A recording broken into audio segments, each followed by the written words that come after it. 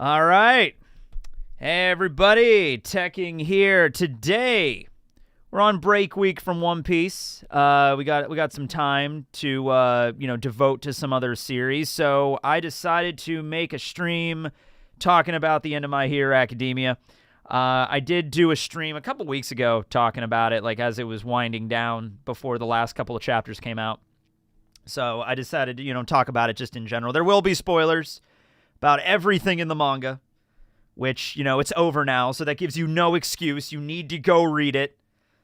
Everybody should be caught up exactly at the same time, and that's how that goes. Hello, everybody. Welcome in. Welcome in. Oh, I should probably go back to this other screen here. Hold on. Yeah, give me a sec here. There we go. Hello from Scotland. Wait, it's over? I gotta leave now. Yeah, it's been over for honestly, it's been over for over a week at this point. So, you might have been out of the loop a little bit there. Yeah, it's over. It's over. Deku peaked in high school. I think that is, yeah, there you go. That's one thing you could take away from the ending of the series, I suppose. Yes. Yeah, if anybody needs to leave because of spoilers, that now would be the time, because we're probably going to dive into this relatively quickly. Please, no spoilers. I'm on season 2. This isn't the stream for you then. We're talking about the end of the series. I'll give you a grace period here. I'll even, okay.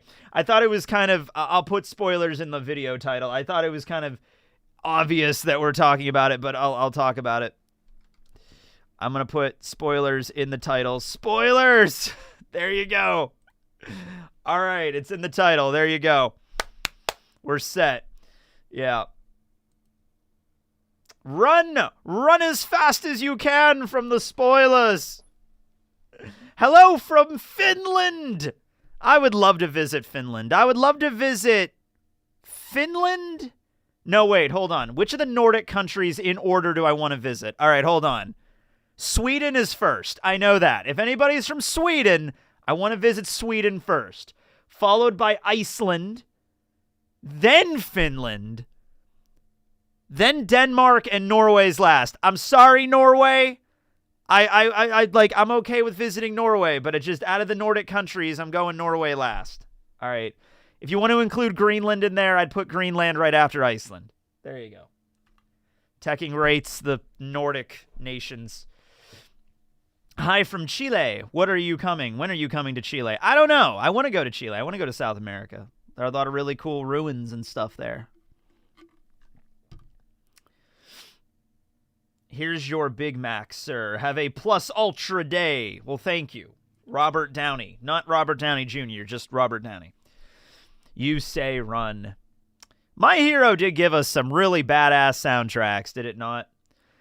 I would say the season 1 stuff, though, is the one, because You Say Run is such a good soundtrack. There was a soundtrack that played during the last season when they were in the first war, and I couldn't find it anywhere. If anybody could find it for me, that'd be cool. It's during the scene, I think it's like season 6, episode 12 or 13.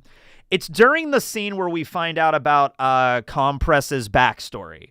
When Mr. Compress is escaping and he's thinking about, I am the descendant of the great thief, Ojiro Harima, and there's this theme in the background that's playing. It's really good, and I tried to find it a couple of times, and I could never fucking find it. So there you go. There's the information I give to you. Is Teching ever going to visit Japan? I might be going to Japan next year. Not, pretty sure I am, but it's still a while away, so I don't know exactly the particulars of this yet. But next year, I might be going to Japan, yeah. You Say Run is the best thing to come out of My Hero. Well, I don't know about that. Do you think Horikoshi will make a sequel? I doubt it. I could see there being spinoffs. Maybe I could see him coming back every now and then to do a special chapter. I don't think this is the final thing of My Hero written by Horikoshi that we're ever going to see. Just like how the last chapter of Bleach or the last chapter of Dr. Stone, I imagine eventually Horikoshi's going to come back at some point and add some stuff onto this. Maybe to give us a little bit like more closure into what happened, because the last chapter to me does feel massively rushed. And it makes sense. I mean, you're skipping 8 years over the rest of their schooling, and now they're like adults now into like their mid-20s. It's like, yeah, you're going to skip over a lot of stuff there. So I feel like maybe an extra bonus chapter or two might not be completely unwarranted here. In fact, I think it kind of is necessity. Yeah. So that I'll that's about 5 minutes in. I've given you your spoilers. We're going to be talking about My Hero Academia. Can't Fear Your Own World is incoming. Yes. Was there any good My Hero Academia video games? I have not played a single one. I don't even know if there is one. I'm pretty sure there's probably at least a few, but I haven't played any. So, yeah. My Hero Academia, the last. My Hero Academia, the next generation. I've talked about this before. I really don't care for sequels that take place like immediately, like with the next generation. Like, I really don't care for it too much.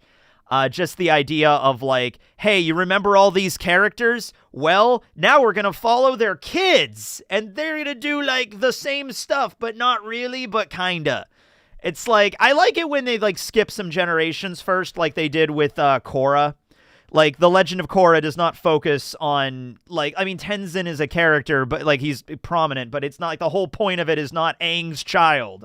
You know, like, that's not the whole point of it. I like it when they do. Also, when you skip, like, 100 years in the future, that gives you, like, different world building to play with. You know what I mean? Like, the world is very different now and all that stuff.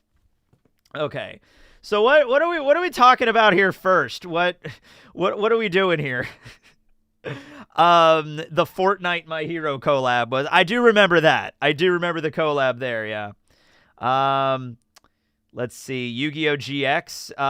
Yu-Gi-Oh! GX was not about Yugi's kid. That's the difference between Yu-Gi-Oh! GX. Yu-Gi-Oh! GX was like 10 years after Yu-Gi-Oh! Like, it wasn't like, let's follow their children around. Like, that wasn't the point. Yeah.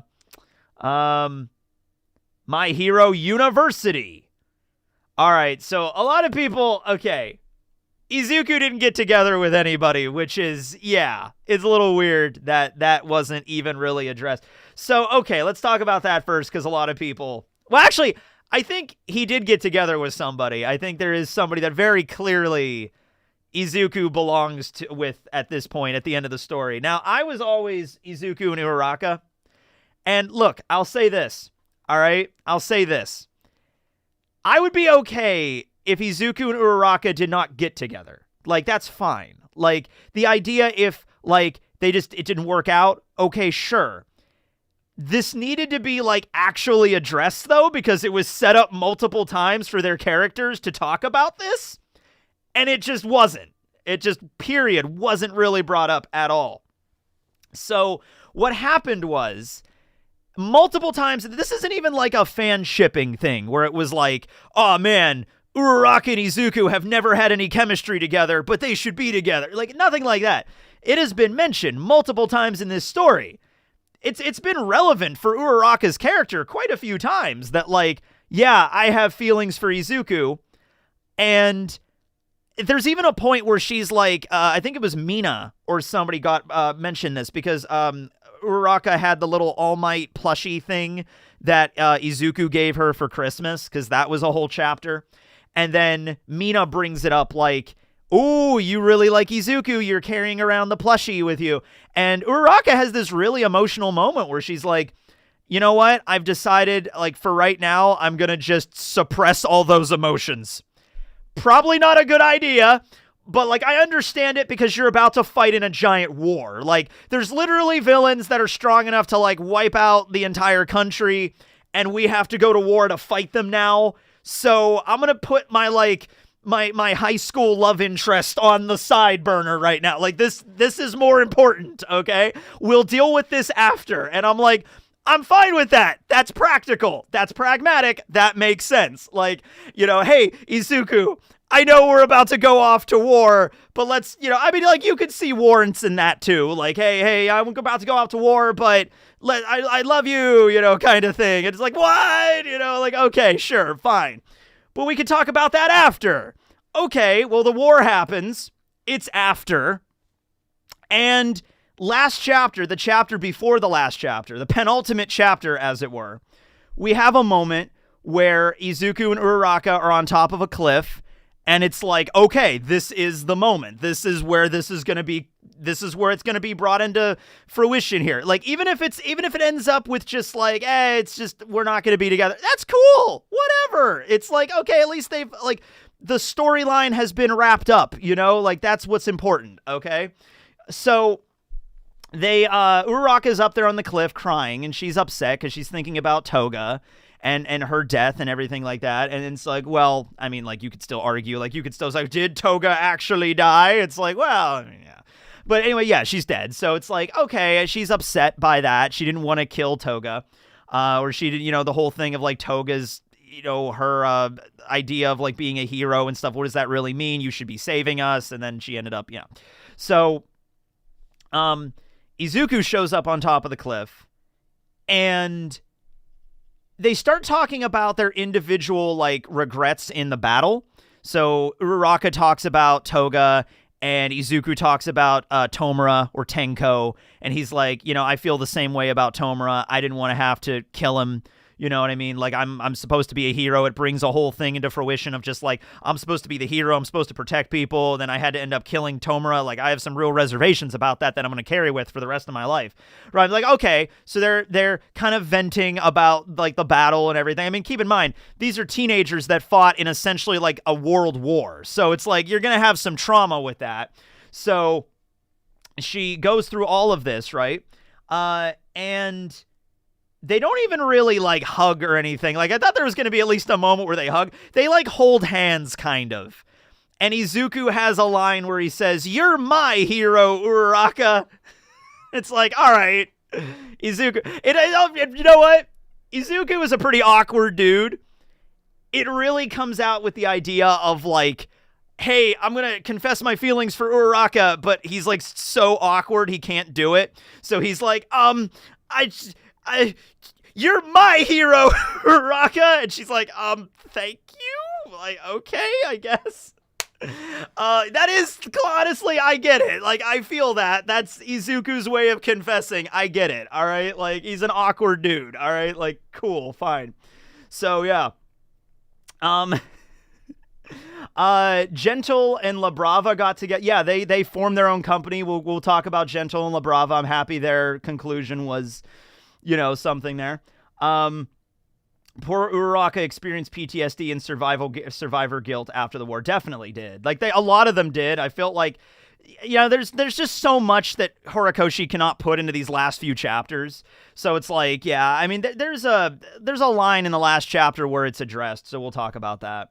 So, once again, and then after that, so after they, like, Uraraka, you're my hero, and I just, all that stuff, and they're talking about their stuff, you think, like, okay, now is the moment where they're just going to talk about their feelings. Like, it doesn't have to be long and drawn out and exaggerated. It could just be like Uraraka, who at multiple points in this story has brought it up, could be like, Izuku, I've always had feelings for you, or I think I have feelings for you, whatever. And then Izuku can give his opinion on this, and then whichever, even if they don't end up together, fine, okay? So at that exact moment, though, after, like, they're crying and everything, all of Class 1A shows up on the cliff, like, Izuku, Uraraka, what are you guys doing up here? And they all go over, and it's like, group hug, everybody. And just like, yeah, we all made it through. We're all there for each other. Woo! Just like, I'm like, guys, can we have a moment here between these two? I mean, can we have a, just like, I feel like there was more of the conversation to have there. All right. Can we have a moment? I was genuinely kind of like that could have been done better. That could have been done better for sure. Like this emotional moment between Izuku and Uraraka. It really does feel like the entire moment was just interrupted. Does it not? Does it not feel like that? Or like they were not even done with their whole conversation yet. Like they were still in the middle of something, and then all of a sudden just, hey guys, group hug. Just like, oh, okay, I suppose. My hair is a mess today. All right, there we go. All right, love the Blink 182 shirt. Thank you. All right. So I feel like Horikoshi wanted to have a double the time for his epilogue arc, but had to cram it all in. See, okay, this, I don't know the whole situation of what's going on behind the scenes, but what is with so many manga when it comes to the ending, it does feel like the editors or the higher-ups at Shueisha were like, hey, hurry this shit up, hurry it up, epilogue, let's go, we got to get this shit done. It's like, what is with that at the end? Like, maybe Horikoshi literally, maybe he was just like, maybe he was sick, or because he has issues with, being sick. A lot of, mangakas and stuff. He was, during the final war, there were a lot of chapters where he had to take breaks and stuff. So maybe it might have been a situation on his part. But seriously, it really does feel that, like, once the final villain is defeated in the manga, it doesn't matter how long the manga's been going on, it really does feel like, all right, final villain's over. Let's fucking over. Like, next chapter's the last one, right? Like, it really does feel like Horikoshi had to, like, debate or, like, work out with Shueisha. Like, can I get, like, 5 chapters here to wind this down? It's like, oh, God, fine. You want an epilogue to your 10-year-long manga? Fine, whatever. It feels like it should have been, like, a good 10 or 15 chapters to really wind this down and get everything out really well. But it really does feel like, nope, let's get this moving. Let's get this moving here. Yeah. This isn't a story that can be wrapped up so quickly. I agree, it was still wrapped up too quickly. Because it really feels like if this was the way every other shonen manga ended, it would have seriously ended the chapter after, like, so Izuku punches out Tomura, he disintegrates, and then the next chapter would have been the last one, and that would have been, what the fuck, right? Like, I just really don't get it. Like, I get it. It's a magazine. You want to make way for, like, the next manga coming in or something like that. Like, I get it. But, like, dude, have some freaking respect for a series that's been one of your top performing manga for 10 plus years. I guess 10 years exactly. It was 2014. But, like, I mean, like, seriously. Like, give the authors some time to, like resolve these characters. Just because the main villain is over and, like, yeah, the most important main villain is over, that doesn't mean, like, okay, we got a lot of other stuff to focus on here, okay? So I hope we get some extra bonus chapters as we go. That would be nice to have, yeah. Or it could be... No, it's not even Horikoshi didn't know how to end it. It's just, I'm talking about, like, let's focus on some other... Like, what's going on with Ida's family? We don't know what's going on with that. Like, maybe some resolution with Ida and his brother and his family and stuff. That would have been cool to see. Like the Izuku and Ochako stuff would have been cool. Some resolution with Aoyama a little bit. What about all the other characters throughout? Like, we get some stuff, but, like, it's really quick. It's really brief. In some cases, it's a panel. It's like, here's a panel of, Aoyama's goodbye party. There you go. There you are. Yeah. Yeah, Ida had a surgery. Yeah, there was a whole thing. Like, you could have, like, focused on that. Not a whole chapter. I'm not saying that, like, every member of Class 1A should get an entire chapter dedicated to themselves, although that would be cool. You could definitely do that. But, like, give me a couple pages of, like, what happened with Ida. Give me a page of stuff, you know what I mean? Of, like, Shoji. Shoji's whole thing in the last chapter was brought up. Like, oh yeah, Shoji, he's a really popular hero, and he's working on, like, equal rights for the heteromorphs and everything like that. It's like, okay, great. That's cool. We find out about that in, like, a narrator comment. It'd be nice if we could see more of that, like what he was, doing and stuff. Why did Monoma get a statue but not Deku? I'm assuming Deku got a statue. We didn't see it, but I'm assuming he got one. I'm hoping he got one. Goddamn deserved a damn statue. Like, yeah. Oh, man. So, like, best genist for 2 chapters. I would, yeah, a conclusion on best genist. Yeah, that'd be neat. Hawks becomes the new head of, like, the security division or whatever, like, or the safety division. Like, all right, cool. That would be neat to explore that a little more. Yeah. But yeah, that's just a thing that's in general with a lot of manga and Shonen Jump. Like, once the final villain is defeated, it's like, all right, end it real quick. Let's keep on moving with the next manga. It's like, chill. Chill out, please. I think One Piece is going to be the exception to this because One Piece is very different compared to every other manga and how long it's been running. So I think they're going to give Oda like more carte blanche to like free reign to do his epilogue, whatever he's going to do with it. Like, all right, Oda, Eam was defeated. That's great. Luffy found the One Piece. Next chapter's the end. Next chapter's the end. We got it. We got to get this moving. We got next manga coming up. It's like, I don't think it's going to be that. I think we're going to do some stuff here. All right. But, yeah, the Izuku Uraraka stuff, just, I'm not going to, just keep going on and on about that. I just wish it would have been addressed at all. In the last chapter, we don't get any indication. We get one panel where they're walking together in the snow. So all we know is they stayed friends. That's good. That's nice. But we don't get anything beyond that. Like, no, I don't know. Did they date for a little while? Did they try to make it work, like in college or something? And then it just didn't work out. Whatever. Okay, fine. But anyway, that's all I'm saying about that. She's wearing his mask. Oh yeah, I did see someone point that out. Is that his mask? It looks like a similar mask. It doesn't look like Izuku's mask. It looks like a similar mask. Doesn't look like the exact same one. But yeah, maybe she did. Okay. So I guess that indicates they're like that's not enough. You can't just like this whole backstory of stuff and her character and mentioning this like, hey, I'll draw her with Izuku's mouth guard thing. That'll indicate stuff. That's, hey, yeah, there you go. It's like, all right, whatever. Yeah, also Ida's mask has the same design. Maybe you were rocking Ida went out. Like, who knows? All right, but the one thing that I did see that was kind of nice and wholesome was Hatsume.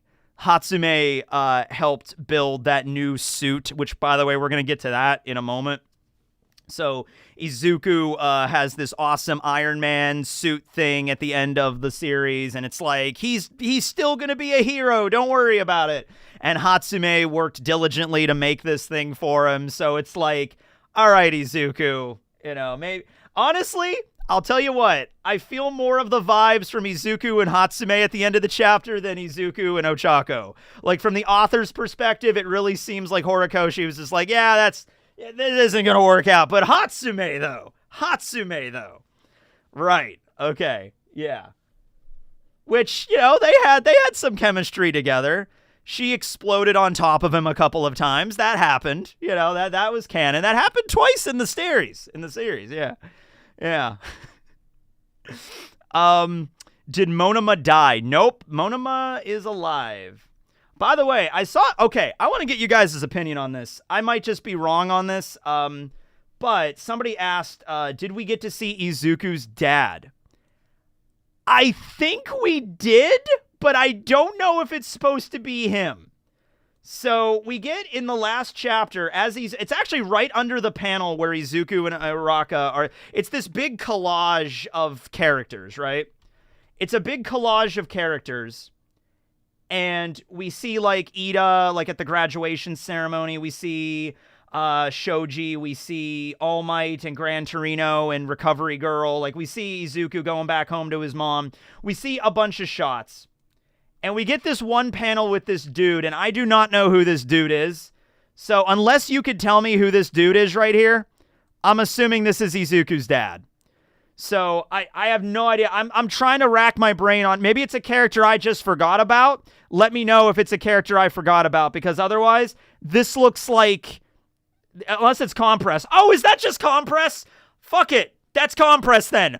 All right, it's not the detective guy. It's not Tsukaichi. It's not Tsukaichi, but it might be Compress. Yeah, holy shit, that might have been Compress. If that's Compress, then okay, then we never even see Izuku's dad then. That's Mr. Compress. Shit. All right, yeah. Okay, there it is. Then no, wait, hold on. We can still work with this.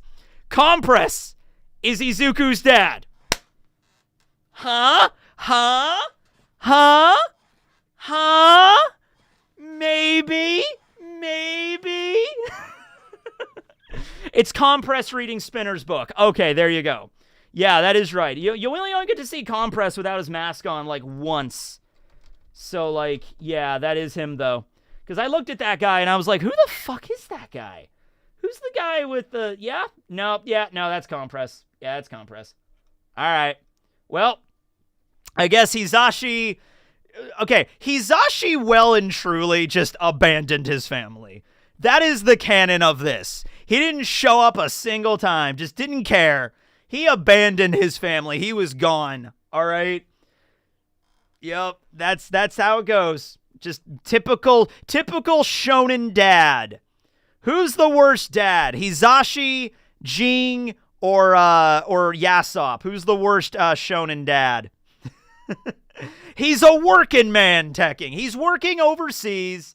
Just because his son saved an entire nation from a villain doesn't mean he gets to come home. He's got to work. Pays child support at least. Does he? Does he though? You kind of wanted Mineta to end up with Jiro. I mean, Jiro was there was a lot of shipping with Jiro and Kaminari. I feel like that was the direction there. But I didn't even really mind all the other ones. I didn't really mind like in terms of that, like maybe not Hatsume, Hagakure getting together with like Aoyama or maybe Ojiro. It's like, yeah, Jiro and Kaminari maybe. Sure. Like, you know, Todoroki and Momo, that was a big one. That was probably the one that was like the most obvious, I think, to a lot of people, Todoroki and Momo getting together. Yeah, but it really felt like at the end, maybe Horikoshi was like, yeah, I'm not really going to do the couples things, even though I kind of set it up earlier. I'm just going to kind of just let you guys... See, here's the way you do this, okay? Like, in One Piece, Oda has made it very clear that he's not going to romance the Straw Hats. Like, Oda's not even going to go there with that, right? But he's also said, like, if you guys want to, like, ship Luffy and Nami, whatever, you do whatever you want, all right? Like, but Oda's not going to go there, okay? And you see that throughout the manga. Like, there's no point in the manga. Well, okay, I guess Sanji, but Sanji kind of, like, flirts with every woman. So, you know, I mean, it's not really, like, the way that Sanji acts to Nami and Robin is the same as, like, every other woman in the story.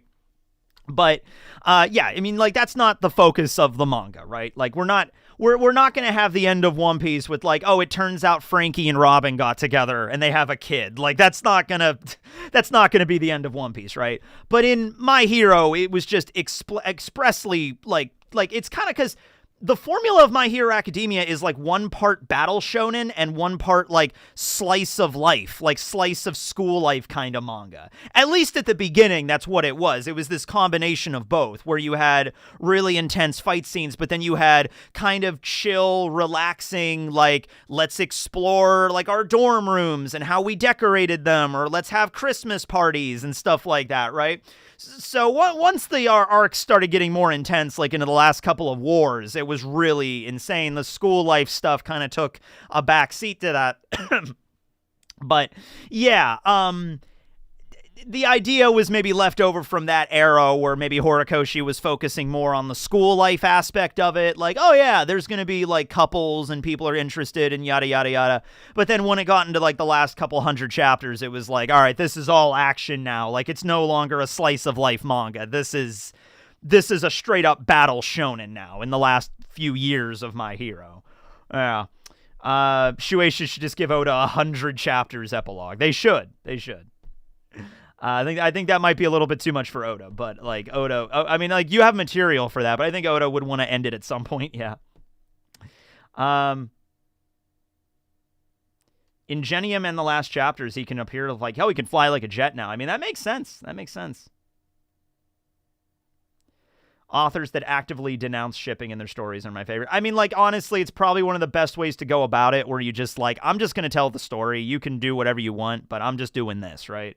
But it really feels like Horikoshi was like, I'm going to maybe set this up, and then maybe he felt like, yeah, actually, I don't want to get involved with this shit. I don't want to get involved with shipping crap. You know what I mean? Just, make your own conclusion. All right, fine. You know what? And as somebody that, you know, Izuku Ochako, I'm going with Hatsume at the end, because that made more sense to me. So there you go. Yeah. Separate the art from the artist. It's true. I mean, I get it, because, like, there's situations where when mangakas end their story in a certain way or they choose to kill off a certain characters, people get really upset about that. Like, there was a story way back in the day, like when Itachi was killed in Naruto, when Sasuke killed Itachi, there's a dude that took his own life because of that. Like, now, he was obviously dealing with other issues. That wasn't, like, the only thing. But can you imagine being the author of a manga and hearing a story that, like, you killed a fictional character in your manga and someone, you know, unalived or whatever bullshit term we have to use now on YouTube. Like, you know, even if it's like, hey, man, this isn't your fault. Clearly, like, Kishimoto's fault is not at fault for that. Like, you know, the kid obviously had a lot of other stuff going on. But still, it would be like, wow, that makes you kind of feel like the power as you are writing a manga, you know? Like, that happened. You know, and that wasn't the only time that's happened either. There's been a few stories of situations like that. Yeah, authors get death threats all the time. They do. They really do. And it's for like sending someone a death threat over like, hey, you didn't get these two characters didn't end up together. Like, you got problems, man. Yeah. But I guess the smartest way to do that, especially near the end, is just to like, you know. Thoughts on the Shigaraki ending? Happy that he didn't get saved and turn good. I am happy they didn't go that route with it. Shigaraki had to die. There's just no logistical way that he could have been kept alive in society, even in prison, after what he did. He almost destroyed the entire country of Japan. Like, he has to die. I understand, Izuku, you don't want to kill him. I get it, but like, this is a situation that's out of your hands now. This is well and truly beyond your morals and ethics as a hero. This man needs to die. It has to happen now, all right? It's too far gone, right? If you don't, the entire country and millions of people are going to die, so you got to do it, all right? You just have to. So that conclusion was good. I liked what they did with the last couple of chapters where like that other character, that was very brilliant that Horikoshi did that. That was an awesome moment that I will defend. The idea of the creepy, like the next antagonist coming up out of like, it's like, my parents locked me in the basement for 10 years. They sewed my mouth shut just because my quirk was different from theirs. Why is everybody so happy and I'm so sad? Like, he's like literally setting himself up as like, oh, go, dude. This is like next villain. And it's like, then you just have a grandma going up to him, the same grandma with Tomura, and is like, oh, are you okay, sonny? Let's go. I'll adopt you now. Let's go home and I'll give you some cookies. And he's like, oh, okay. Someone was being nice to me. That's good. All right. Like, that is actually a really fucking good message. That is actually a really good message.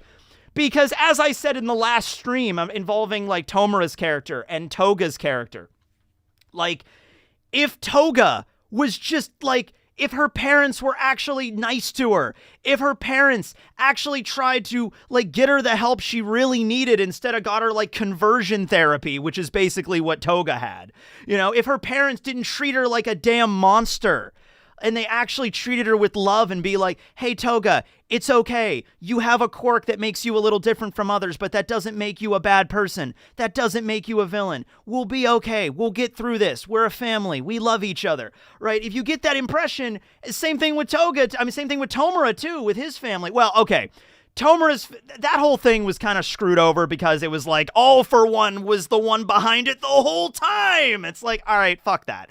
But like the idea with Toga at least is, and also with Dabi, same thing with Dabi. Like if Endeavor was a good fucking parent, Dabi wouldn't be Dabi. He would be Toya. You know what I mean? Like that would have been the thing. Yeah. And Uraraka in the last chapter did mention that, like, she has, like, a new quirk, what was it called? Like, not quirk therapy. It was, like, quirk, counseling expansion project. That's kind of what she had, yeah. I have been inspired by Fujimoto, Oda, and some other manga authors to make my own manga. Well, good luck to you, Kyurem. That's what it was, you know, like, in the future, sure. That's the whole reason she was doing it. It was reform, yeah. Horikoshi cut Aizawa's hair. Yeah, it looks dumb. Aizawa's hair sucks. It looks like he cut it himself on a dare. It doesn't even look It doesn't even look good. Like, look at that. No. Aizawa, no. I don't know if you lost a bet with Present Mike or something, or you were fighting a villain and you got your hair cut off that way. That does not work. That does not work. Yeah. Yeah, quirk therapy. Because you get the impression, like, a lot of characters needed to have that. Like, they have quirk therapy, but, like, apparently it's real shit. It's really shit. So, Uraraka is going to pioneer a new system on that, hopefully. Yeah. Eri cutting it is my new headcanon. All right. That that would be actually really adorable if Eri was like, "Can I cut your hair?" And just like, all right, sure. And okay, granted, Aizawa doesn't give a shit. Like, you could cut his hair however, Aizawa probably just doesn't have it in him to care. But, like, that is funny. Yeah, if you go with that, yeah. Eri cut Eraser's hair. That actually is really funny. I'll go with that. That'll be my headcanon there, too. Yeah, Eri and Koda going to school together. That was a really nice shot there. Where actually Koda is helping Eri through the door. That's a nice scene. Look at that. So there were some really, like, you can see, like, there were some nice ideas that Horikoshi had at the end. Like, oh, what's up with Koda? What's up with Eri? There you go. They're starting kindergarten or preschool together or whatever. That's nice. You know, like, yeah. Did you talk about the plate kid? I don't really care about the plate kid. I don't give a shit. That was the weakest part of the chapter to me. Like, here's another character that's going to be the next MC. I mean, not really, but he would be if the manga continued. Like, that's great. Don't care. Don't give a shit. That's great. I don't care. He's a dorky kid that's another trope I don't care for.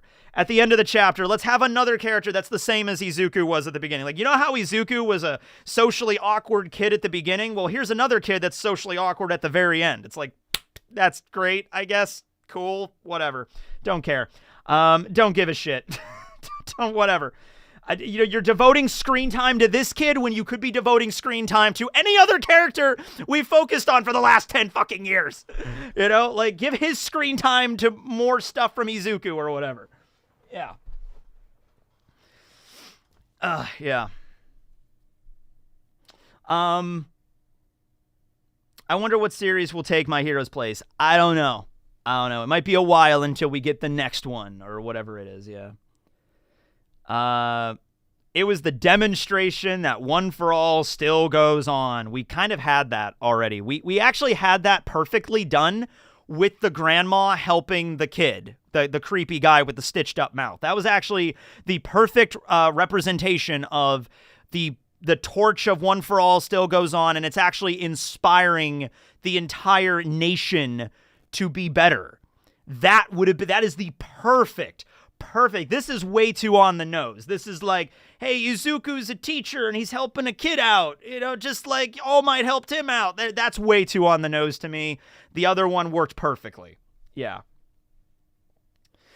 A lot of manga series are ending this year. Yeah, I'm pretty sure Black Clover's ending by the end of this year. They changed the release. In fact, Black Clover just had 2 more chapters released the other day. If you haven't checked them out, go check them out. They're not bad. I mean, they're rushed, but they're not bad. So how do we feel? Okay. Do you think it was necessary to this story's end that Izuku lose all of One for All? Like, do you seriously think that had to happen? Especially when you consider at the end, he becomes a hero again anyway. It really does feel completely arbitrary that he had to lose all of it. Now listen, you could still do the plot thread. Actually, let me do a poll on this. Here. This seems like a poll thing. Let's do a poll. Do you feel it was necessary? Like, this had to happen for the context of the manga to work. For Izuku to lose One for All. Okay. Yes, no. There you go. All right. Let's do a poll. We'll run that. All right. So, Izuku loses One for All. He loses all of it. He has the embers at the end, but the embers burn out after, like, a few months or whatever. He loses the embers. He's now quirkless again, okay? So then 8 years go by. They finish school. He goes to college. He becomes a teacher at UA. Fine. That's all good. And then in the very last panel, All Might is like, by the way, my friends from overseas and Hatsume developed this really cool Iron Man armor from our fight 8 years ago. Here you go, Izuku. You're a hero again. And then the last panel is Izuku jumping into the fray with all of his classmates that are all like, pro heroes now. And Izuku also gets to be a pro hero. And it's like, okay, that's cool and all. By the way, I'm not even going to bring up the implications of like quirk technology is now being able to rival quirks. That's something in its own right. But like, why did he need to lose it at all, though? Like, if this is the ending at the beginning, like, why did this need to happen? Like, okay, so this is the way you could do this. It's not even, like, you don't even have to change the way the fight went, really. So that scene, and I thought this is what they were originally going to do with it, because it made perfect sense. Like, so that scene is, they're fighting against Tomura, right? And they're like, okay, we need to forcibly transfer One for All into Tomura to, like, damage his quirk factor. That's, like, the only way we're going to get in, okay? So Izuku has, like, 8 different, I guess, okay, if you don't count All Might, and also the 4th user was destroyed. So, you got, like, 6. You got the 1st, 2nd, 3rd, 5th, 6th, and 7th users of One for All inside of there. And it's like, let's fire our quirks in there. You're going to have to give up the quirks, Izuku, but let's fire them in there. That's how you're going to have to win. Now, I'm okay with that idea, but, like, you could have done this by just firing off, like, let's say he gets rid of Gear Shift. He gets rid of what's it called? I always forget the freaking 3rd user's quirk because it's in, like, Chinese. Hold on a second. Fa Jin. Yeah, he gets rid of Fa Jin. Even maybe gets rid of N Smoke Screen. I thought for certain he was going to keep Black Whip, because that's the one he uses the most, and it's like he's Spider-Man, basically. So, like, you could have done this where it's like you could have had him keep 1 or 2 quirks. And then the overall power boost of One for All. Like, he could have kept full cowling and stuff like that, right? You could have had it be weakened. You could have had it be weakened considerably, but he still has it, Like, that would have been fine. I don't see any reason why you had to do the whole thing. No, all of it. All of it has to go. All of it. We're having a closeout sale. Let's go. It's just like, all right. All right. I don't think it was necessary to do that, but okay. And 76% of people agree, it seems. That was the only option because Deku chose not to kill him. Even Tomura said that Deku couldn't have killed him even with his regeneration emotion. You could just Horikoshi could have been like, yeah, you just, 5 quirks is good enough. That damages the quirk factor enough for you to win. He's the one writing the story. He could have easily made an explanation. Also, there was the scene where how about this? Even if Banjo has to go too, so he loses Black Whip, you could have had Nana stay behind, because Nana's whole thing was like, oh, I was rejected. I got bounced back. Now, she eventually broke through, but you could have had a thing where Izuku keeps float and full cowling and the boost in strength and stuff, and there you go. One for All is immensely weakened, but it's still a really powerful quirk, and he's still good. You could have just had it like that. There was no reason why not to. Yeah. Yeah. Keeping float makes sense. Also, this is another thing, too. I mean, like, this is, give it or take it. I mean, take it or leave it. It's not a big deal. But, like, the whole point why One for All could not be passed on to the next person anymore was because it was full to bursting. There was so much power packed into it over 9 generations, especially with All Might using it for over 40 years. This quirk was, like, breaking. So, like, no normal person could have it anymore. And that was why it was so important that Izuku defeated Tomura, because if he did not defeat him, they couldn't pass it on again, and that would be it, right? So you could have a thing where Izuku blasts off all these fragments of the quirk, weakening it considerably. So you kind of like, you're pouring water out of the glass, and now the water is only like One for All is only like a third of the way up the glass now. So in theory, Izuku could pass it on again now because it's not as strong as it used to be. That would have been cool too. Like, you could just literally keep it going, you know? And now you know how One for All works. Like, all the mysteries have been revealed now. So it's like, hey, just understand at a certain point you need to empty out the quirk every few generations to make sure it doesn't get too powerful, you know? That would have been cool. Yeah. That's the point, yeah.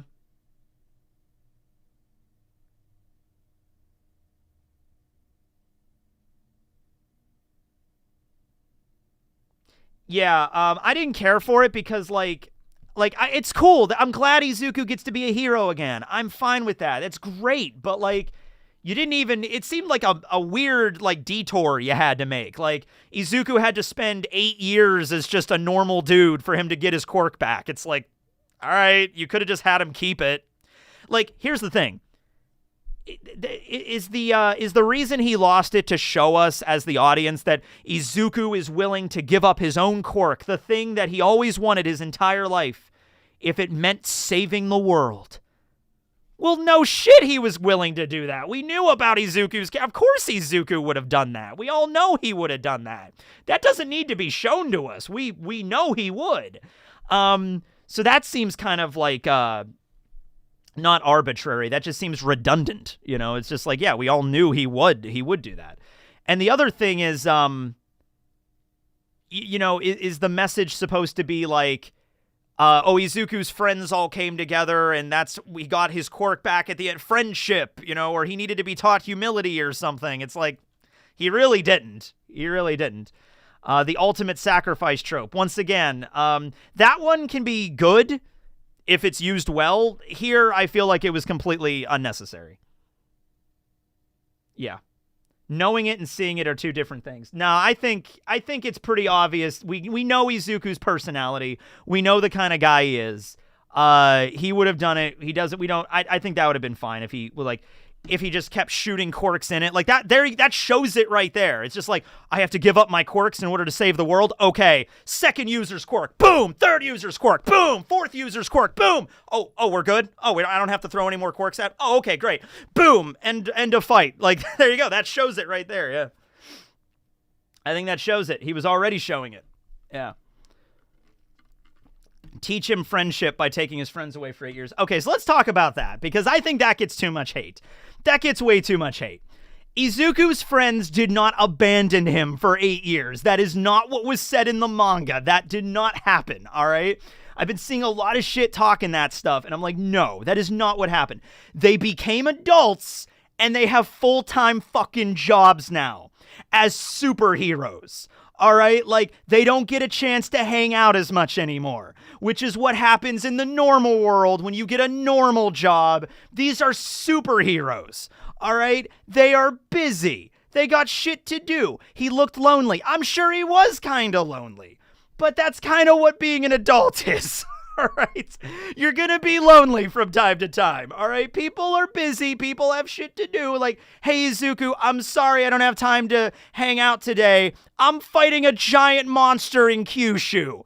Maybe next month we can hang out. Click. Like, that's kind of how it goes, right? Yeah. They try to get together as much as they're together in the last panel. They just mention, hey, man, it's not as easy to get together as it used to be. But you know what? We can still be together. Takes maybe once or twice a year they all hang out. And they probably can't all make it to that, They 8 years, though. They can't spare 30 minutes for coffee. When was it said they never had coffee? When was it said that Izuku just has not seen Uraraka in 8 years? That wasn't said. It was like, we just don't get a chance to hang out as much anymore. It didn't say, Izuku did not say, man, it's been 8 years and I haven't seen a single one of my friends in that entire time.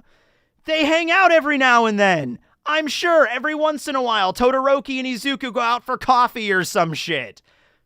That happens. Yes. Yeah. Also, Izuku is a teacher at UA. every now and then, I'm sure that like, hey class, how you doing? Today we're gonna have the hero course taught by my good friend Shoto Todoroki. He's gonna be a visiting instructor for the next couple of days. And then Todoroki comes in. And he's like, hey Zuko, it's been a while. Hey man, how you been? I'm doing good. Hey, this is my class. Nice to meet you, everybody. You know, I'm gonna show you how to use a quirk. You know, cool. Let's go. You know, he works at a school. He's gonna see the teachers every now and then. You know, yeah. You don't need Horikoshi to spell out to you that, like, every once in a while, every couple of months, Izuku goes out for coffee with Tokoyami and Shoji or whatever. I think it's implied. It's fine. Yeah.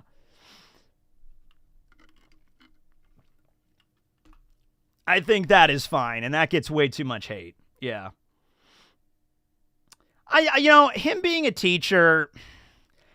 You know, at first, I think it did come off as kind of like, you know, right field, you know, because they're just like, whoa, okay, he's a teacher now. All right. Was it ever mentioned that Izuku wanted to be a teacher? Was it ever? This is kind of like the thing with Chad becoming a professional boxer at the end of Bleach. Like, was it ever mentioned he wanted to be a professional boxer? Like, he punches things, but, like, was it ever mentioned he had, like, a personal interest in boxing? I think, like, once or twice that was mentioned, you know? Yeah. But it ended up fitting well. Like, Izuku being a teacher, it was, like, not what I expected, but it's like, I could see that as a career path for him. I don't think it would have been the first thing I would have suggested that Izuku would have done, but, like, I could see him being a teacher. Yeah. Yeah, sure. He did take notes on everything, I guess, but, you know, you could take notes on things and not end up being a college professor, you know what I mean? But sure, I mean, like, it fits for him. It fits. It's just not what I would have...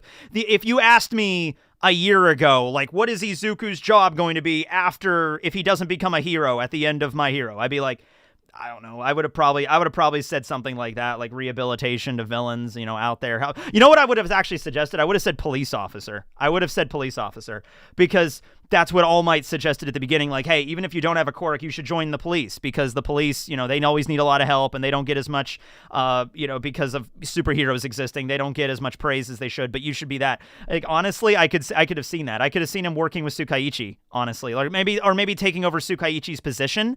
That would actually be really cool. I would have said that. Yeah, detective. Yeah, I would have seen him more as a detective. Yeah. Yeah. Did the series ever address the quirk singularity? I mean, like, they just skip 8 years in the future, and I guess the quirk singularity thing is still a problem because, I mean, I guess it is. They don't address it. They don't say that, like, yeah, more and more kids are being born with crazier quirks. Eventually, they're not going to be able to control them. That's still very much an issue. Inspiring other people to be a hero is Deku's best ability. That is ultimately what he does at the end of the series, when inspiring the grandma and everybody else to, like, carry on the will of One for All and everything and be a hero. So ultimately, yes, him being a teacher works. Yeah, eventually there's going to be a kid that's going to be born with the H-bomb quirk, and then it's like, oh, that's a problem. Yeah.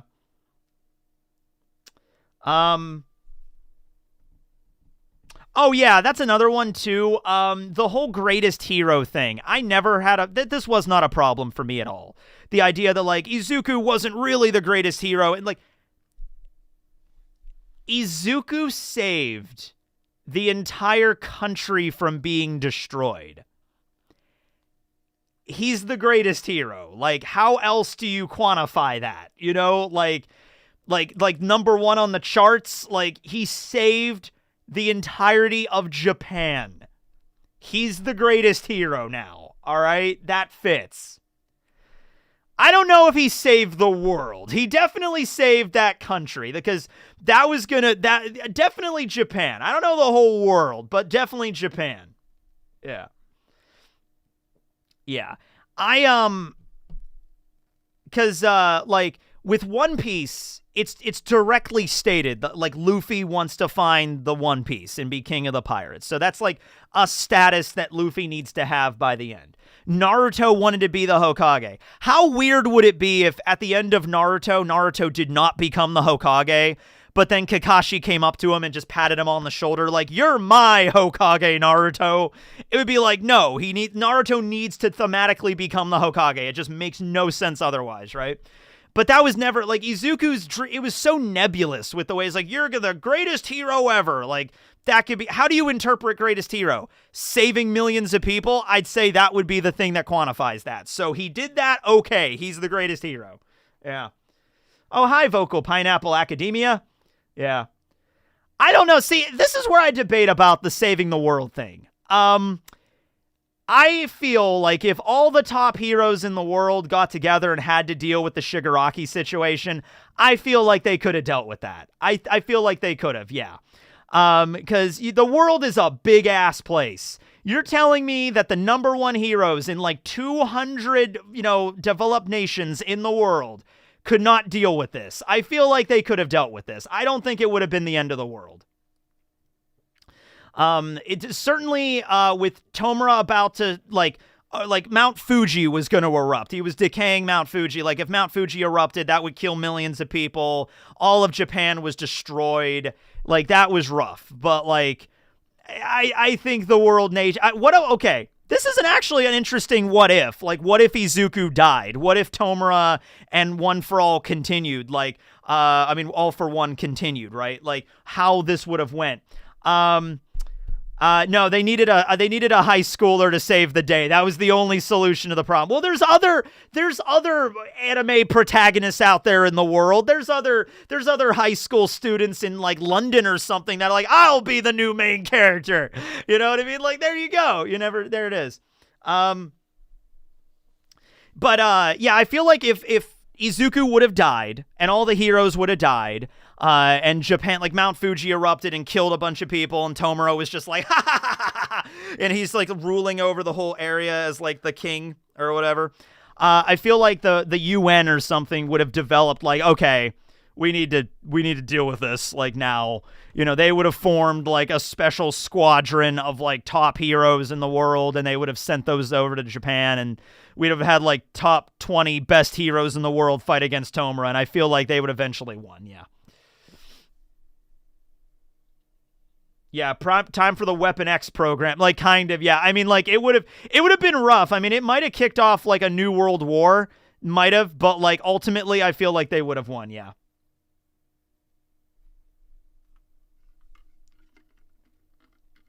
Have we ever seen a Canadian hero? What about Captain Canada? When I was at London MCM, I did see a guy cosplaying as Captain Canada. It was a really good one, too. Oh, Deku's dad is home. We see 3 umbrellas and 3 pairs of shoes. Nah, that's Inko's. That's Izuku's new dad. That's his new daddy. Inko got remarried. She was done with the bullshit. Like, Hisashi, our son was through so much and you never came home a single time. I'm done with you. I am done with this. I want a divorce. I'm marrying All Might.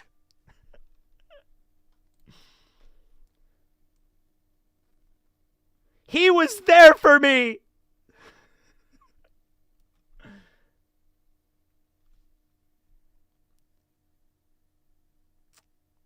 All Might is the new dad now. I actually like old man All Might in the end of the chapter with he's probably like in his like late 60s, early 70s. I like old man Might at the end. Yeah.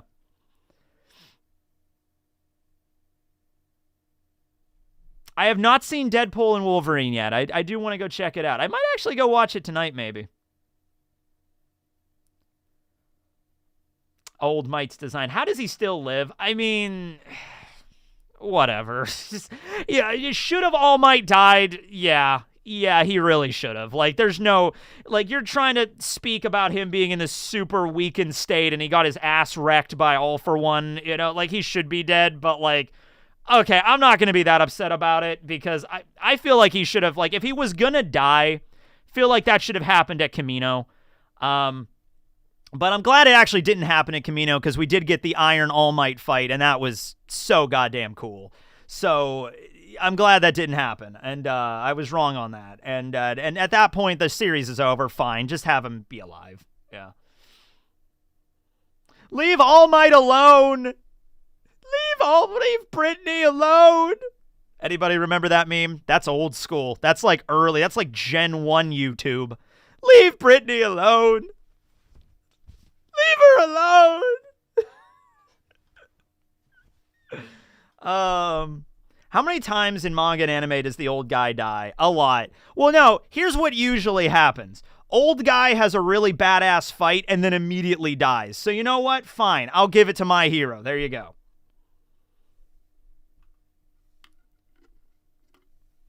I was wrong on that one. All Might is like Makarov. Yeah, see, it's this weird... It's okay. This is a trope I have a hard time balancing because it is a tightrope walk. It really is. I don't want an old character to not do anything for the whole story and then have one badass fight to show how cool they are and then immediately die after. I don't want that to happen. But I also do not want an old character to have multiple battles, and at the end of every one of those battles, it's like, I'm gonna die. Well, I guess I'm dead. Well, I guess that's the end for this old man. Well, I guess I'm at the end of my road. Well, I guess the passing of the torch. And then they don't die again and again and again and again. It's tough because I know it sounds contradictory, and it kind of is, but there needs to be a middle ground there. How about this? We have two badass fights with these old men, and then they die at the end of the third. So All Might had two. He had the fight at Camino, and then he had Iron All Might. If All Might gets into one more badass fight, then he should die after that. We'll make a rule. Rule of threes. 3 badass fights with the old men, and then they die. All right, we good? Okay, we're all right then. Jiraiya's death. All right, how many badass fights did Jiraiya have? All right, so Jiraiya had the badass fight with the Itachi and Kisame, where he used like the toad mouth trap thing. And then he had... Jiraiya had another fight after that. It didn't just skip right to pain, right? There was another fight with Jiraiya, right? Right? Shit. I think that might have actually just been the next one. Damn it. All right, so no, that wasn't done right. There was 3 for Jiraiya. What was the other fight that I was thinking of? Oh, the fight with Orochimaru? He had it with Orochimaru. When did Jiraiya fight? I'm thinking of part 2. Part 1, yeah, with Tsunade. Yeah, okay, that one. Yeah, sure. So Jiraiya had 3. No, that was good. The 3 Sannin, yeah. 3 Sannin. The 3-way deadlock. Sannin Showdown. There it is. I remember that one now. That was super... Because I was thinking, like, part 2 Naruto for some reason. Like, did Jiraiya have any fights other than the fight with Pain in part 2? And I think he didn't. I think the only fight he had was against Pain in part 2. Yeah. Yamamoto had a fight with, I'm not counting the fight with Kyoraku and Ukitake, because we barely saw any of that. He had the fight with Wanderweiss, and then he had the fight with Yuha, so no, not enough fights. Yamamoto could have needed one more fight. Yamamoto needed one more. So Rayleigh can only fight one more time before dying. Yes. I'd actually be okay with that if we have... Well, no, wait a minute. Hold on. He fought Kizaru. All right. He didn't fight Blackbeard. That doesn't count. He didn't fight Blackbeard. He walked over and said, stop. And then Blackbeard was like, okay, sir. That was the end of that fight. That wasn't a fight. All right. Netero had 1. He had 1 fight and then he died. That's why I don't like... That was the example. I didn't care for the end of Netero. No, listen. It was cool with the nuke. But he could have had another fight before that to show us what he was capable of. And then that fight kind of rounds it out like, oh, we know how strong he is, and now he died. Okay. Is Garp dead? Garp had 1 major fight so far. So no, he's got 2 more in the tank. Garp's got 2 more in the tank. Yeah, Izuku lost his embers of One for All. It lasted him until graduation. Well, yeah, it lasted him until graduation, but we have an 8-year time skip after where he's like 25 at the end of it. So he does lose his embers, yeah.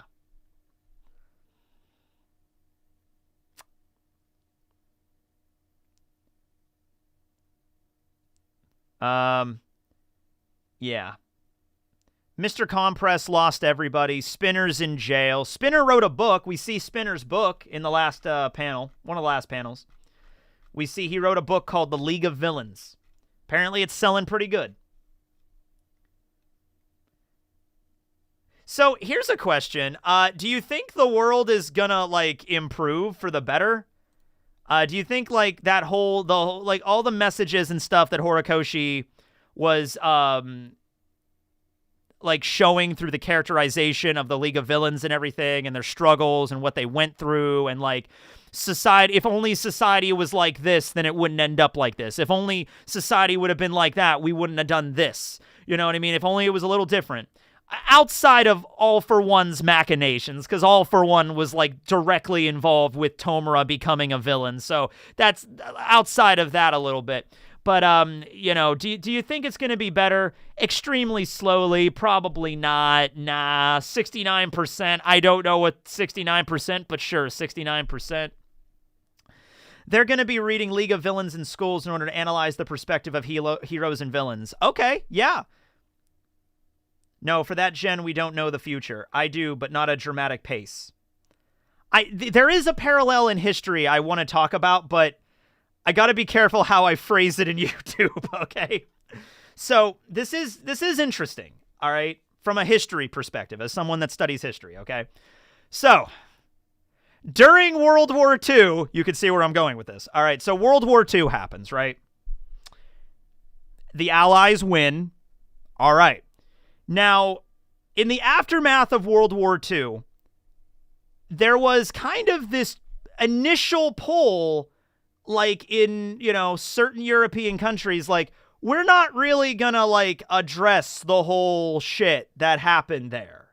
Like, there was a period of time, like, getting into the 50s and into the 60s, where there was actually kind of a resurgence in, like, certain imagery, people spray painting certain images on, like, public property. There was kind of a resurgence in this. And they weren't really addressing it, certainly. And then they changed their perspective on this, where they started to address it in schools and things.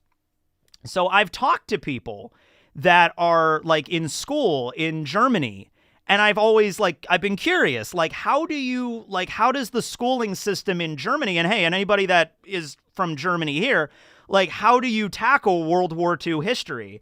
And every time that I've talked to someone about this, they say they treat it very, very seriously in German schools, where there's a certain period where you learn about this. They don't try to shove it under the rug like, no, this never happened. This was just a period in German history we will never discuss. You know, no, they address it, and there's like, this is why it happened, because it's important that it doesn't fucking happen again. All right? Like, this is really important here. Yes. So, with here in My Hero Academia, you have this massive fucking war that almost destroys the entire country of Japan. Could be a threat to the rest of the world. You know, like, this is a serious thing. The fact that a book like The League of Villains exists, and they will talk about this in schools, like, we will discuss why the shit happened 8 years ago, how it happened. Like, there's a story here to understand all this, right? Yeah. Germans take that shit to heart. Yeah, the way I've talked to people that were in the public schooling system in Germany, they don't just try to ignore it. Like, oh yeah, history from after World War I all the way up to 1945. We're just gonna skip all this, and no, that's not the way it is. And that's, yeah. Are you listening, American education steps? There is shit that I was not taught at all about the history of the United States of America when I was in public school. Granted, I was in public school. I didn't go to any private university. I did go to a private university later, but I didn't go to like a private school or the education. I was in a public school system in the United States. It's really not, I mean, there's a lot of issues with that, all right? Teachers do not get paid enough. There's a lot of problems for another day. Yeah. You know what? W1N5TON, Winston. It's said so much it might as well be a cliche in its own right, but it is something that is true again and again and again and again, especially if you study history. Those that ignore history are doomed to repeat it. That is so true. Those that ignore history are doomed to repeat it. People say it all the time. It might come off as an empty platitude. Seriously, though, it is legit. It is legit. Private school doesn't even teach the right things. Well, it depends on the school. I'm sure it depends. Does your school, is it like a religious private school? But I'm sure there's pretty good institutions in the United States that are like, no, this is like the best kind of education. But you'd probably have to be super rich or have like have a good family name in order to get into those schools would probably be the case. Yeah. Yeah.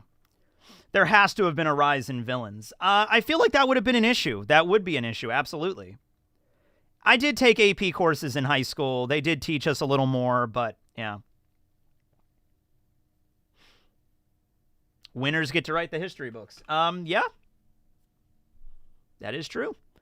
Well, it's true for most of history, but now that we have... Now, you could say the internet about a lot of things, but back in the day... And when I say back in the day, I'm only meaning like 30 plus years ago, like 30 years ago and beyond that and shit. Let's say somebody wanted to write a history book on a war. Well, they're going to write that book and they're going to write it from their perspective with their own biases, and it could be filled with inaccuracies.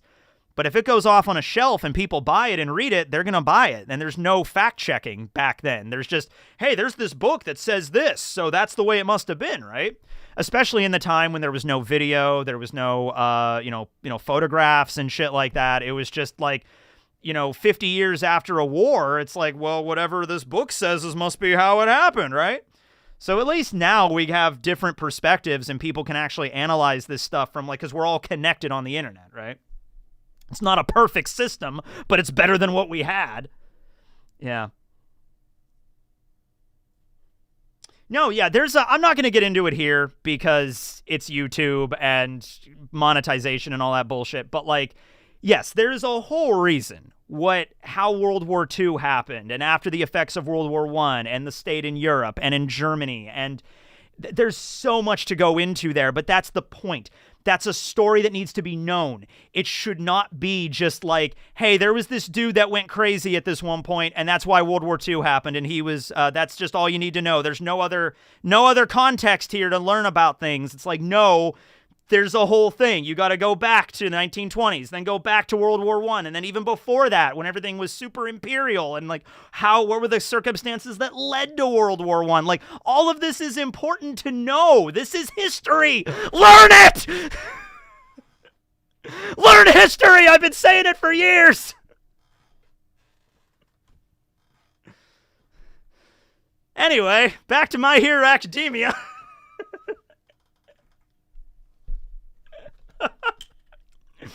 Oh, yeah. I'm hungry. What should I have for lunch? I don't know. What should I have for lunch? Maybe I can order something. I don't know. What do you think, Barry? Tacos! Oh, I could go for some tacos. There's a good Mexican restaurant in town, too. It's really a good place. Oh, I could go for some tacos. I had a burger yesterday. I had a burger for dinner last night. My friends came down. We played, my friend ran a one-shot for D&D, and it was like a puzzle-based one, and I played a character that was really dirt stupid, so I was just off. I was the character, they're in the room trying to solve the puzzles, and they're all going through all these forms, and, my one friend Robbie is, deciphering this code, and then I'm just like, my name's Kilgore. I'm gonna slam into this statue. Just okay.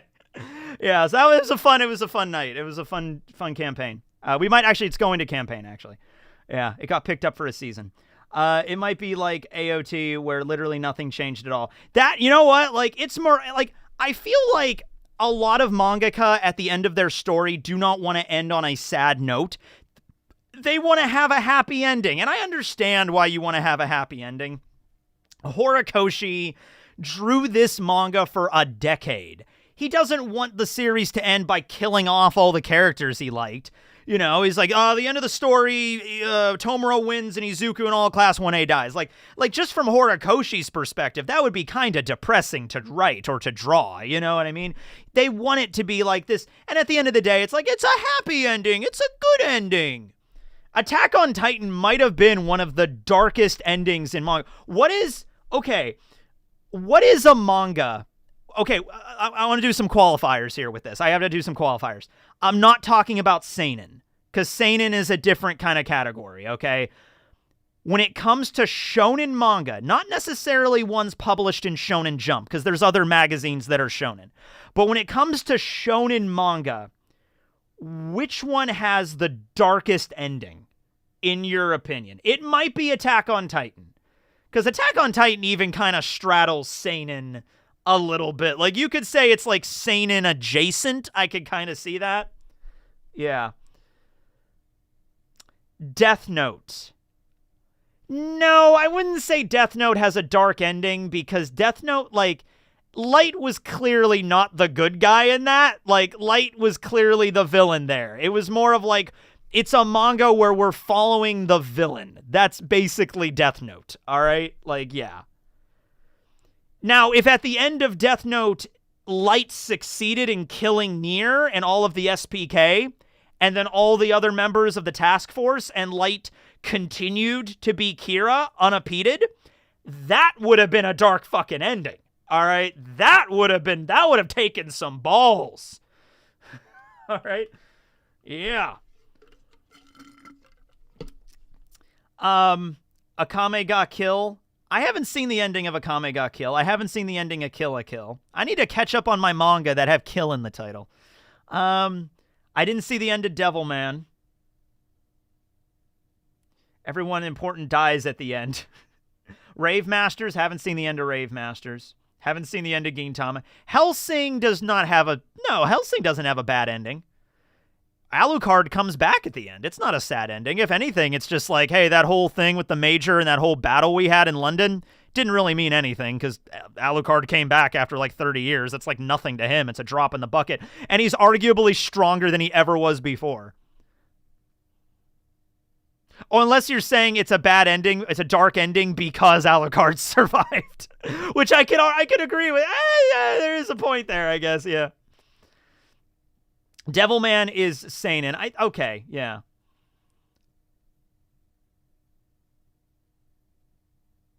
Boruto was a global tragedy. I don't know if I would go that far. Oh, Gurren Lagann. Yeah, it's been a long time. Isn't basically Gurren Lagann's ending like Simone is alive, but he's like an old man that everybody forgot about, basically? That is kind of a sad ending. That would be like this. That would be like if we cut to like 50 or 60 years in the future, and Izuku is like an 80-year-old man, and like no one remembers that he saved the world, and he just dies alone. That would be sad, yeah.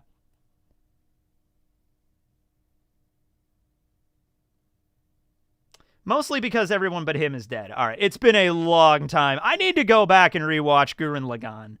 That was, yeah.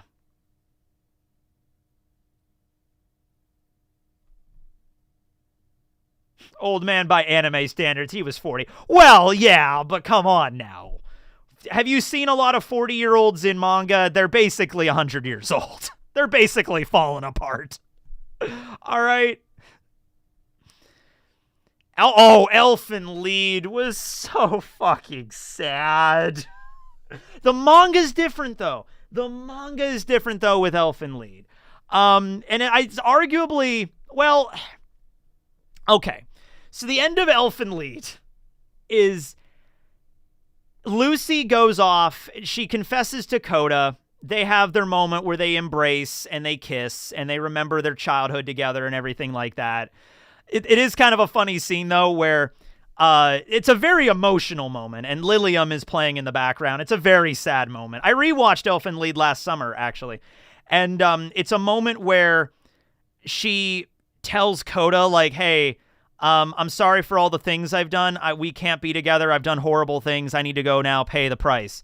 So she gets up to leave, and Coda is like, don't go. And she's like, but Coda, I killed your entire family. but I love you, Lucy. It's like, it's a scene where it's like, Coda, we can't be together. I murdered your dad and your little sister, but I still love you. It's like, okay. I mean, that seems kind of fucked up. Honestly, kind of fucked up, but all right, whatever. So they kiss and it's like, whatever. And then she goes off and she goes up against like a SWAT team, basically. And so you think that she's dead. And then at the very end of Elfin Lied, you see a shot of somebody arriving at the Kaede house. And then that's it. And it's like you see a silhouette of somebody arriving. It's like, oh, is it Lucy? Did she come back? Or is it new? Who is it? And then that's the it. And that's the end of the anime. In the manga, and keep in mind, it's been a long time since I've read the manga, but the ending of Elfin Lied in the manga. So there was a spot that Coda and Lucy would hang out at in the woods by this like tree. And Coda, as they say goodbye to each other, they're like 20, they're like college age. They're like, Lucy goes off to die. And then Coda's like, I'll wait for you by this tree. I'll wait like every year on the anniversary. I'll wait for you by this tree. And then the ending shot of the manga is so sad. It's just Coda, as he's getting older and older and older, visiting this tree every year. Like, and eventually he gets older and eventually he has kids from like, I don't know, I guess he marries, is it Kana or Hana? I can't remember her name, but like they get married or whatever. So he has kids. And then eventually at the very end, he goes to the tree and there's like a message. There's like a jar under the tree and there's a message left by Lucy or something. And it's a very sad, Yuka. That was it. Yeah. It was a sad ending. Yeah. He marries his cousin, which was the style at the time. Yeah, there's a thing with that in anime. There's a whole thing in that. I don't know why that's a thing. Yeah. Gundam War in a Pockets ending was really sad. I haven't seen any Gundams, except the Chibi Gundam anime. Don't remember how that ended. What was the message? I think it was just like... Hold on, actually, I'll just pull it up. I'll just pull up fucking last chapter of Elfin Lied.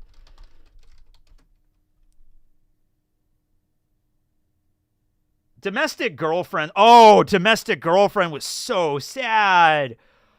Holy shit, that was sad. Why'd you make me remember that? Oh. I haven't seen the ending of Prison School or Cyberpunk.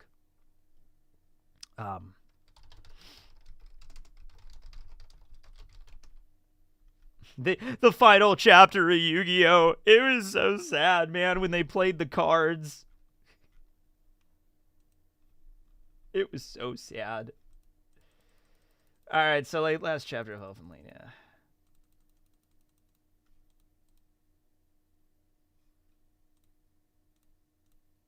And he finds the message, and the message is, we met again. This stone has always been precious to me. I wish this was a wedding ring. To Coda from Kaede, yeah. So it's, and then he cries, and then that's the end of the manga. Oh yeah, and then he meets those two twins at the end, which is like they're, I guess, her kids. That's weird. Yeah, Das End. Okay, there's a whole German thing with Elfin Lied. All right, yeah. I'm still saying Attack on Titan. I mean, 80% of the entire world is wiped out at the end of Attack on Titan. I don't know how much more dark you could really get. Didn't Lucy kill a dog? I think she killed several dogs. It's a very messed up anime. Yeah. But anyway,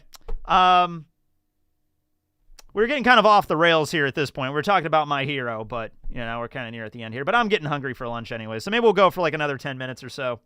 Talk about some shit.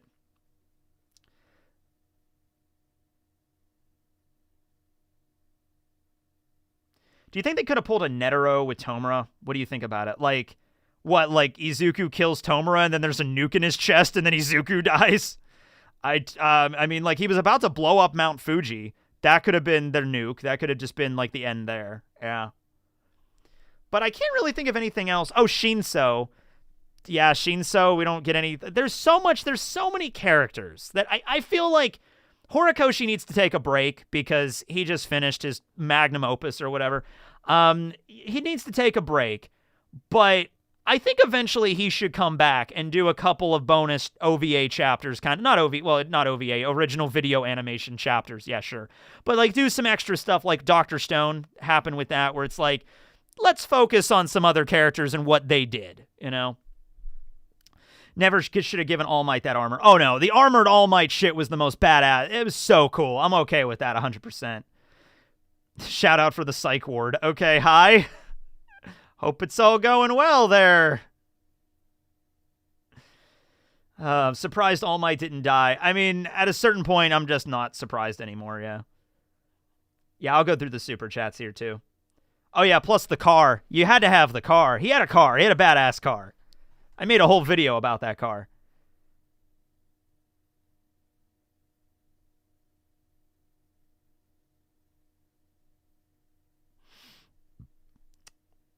Yeah, someone gave you new powers. Like, once again, I don't see any reason why he had to give up all of One for All.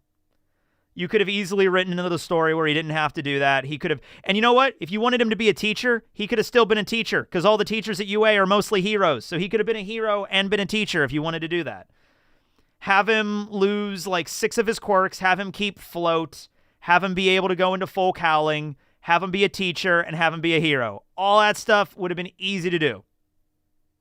Why didn't Deku end up with Uraraka? Because I feel like Horikoshi didn't want to commit to that. I guess he just didn't want to commit to the fan shipping stuff, so he was like, you know what? I'm just not even going to go there. That's the best answer I got for you. Yeah, he did become the best hero. He saved the entire world. He saved the country. He became the best hero.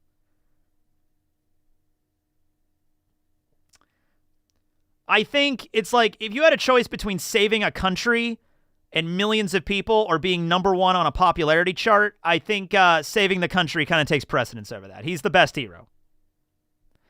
Wonder how Toga's death impacted Ochako going forward. I mean, well, she started up a brand new initiative to expand court counseling and improve those industries. So she's really doing well with that. We don't get much more from her, but that's what she does.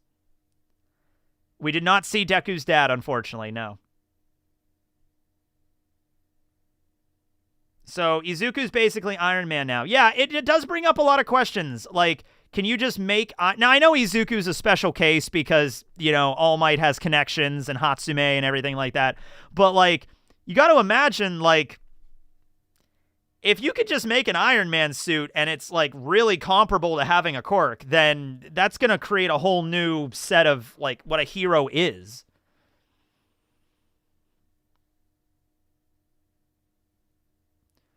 But he won't stay a hero like All Might. No, I mean, I feel like he's going to stay a hero. That was the implication I got. He gets a cool suit. He has Hatsume to work on it for him, to improve it and fix it. He basically becomes Edward Elric. It's Edward Elric and Winry. You know what? I'm okay with that. I liked Edward Elric and Winry at the end of their series.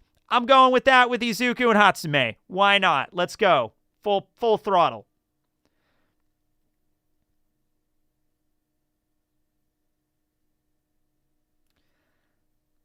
Yeah, I don't think it was a thing where Izuku had to have, like, a son. It's like, okay, son, you're going to be a hero. Like, I'm glad he didn't go that direction. I'm glad we didn't do that.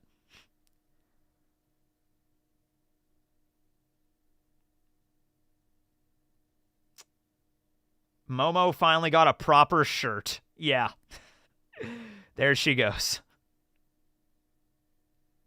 No, it's not even... I mean, like, we could do My College Academia, but the end of this takes place after that. This is like... They're like 25 at the end of... My Hero. Full Metal Alchemist ending is a better version of My Hero. I agree with that. I agree with that. It seems like Horikoshi was trying to do something with it, like My Hero, but, like, it just... No. I mean, I went with My Hero like Full Metal, but Full Metal was just better. Mineta did not get arrested for some reason. I'm hoping to God that Minetta's, like, his attitude improved. I'm hoping, like, here's what I hope happened with Mineta. At some point, he tried to do something like sneak into the woman's dorm, and he just got the shit beat out of him. And that was the fucking wake-up call he needed to be like, maybe I shouldn't do this shit anymore. Maybe I should clean up my act a bit. And hopefully he's still not doing that crap in his mid-20s. All right? My retirement home academia.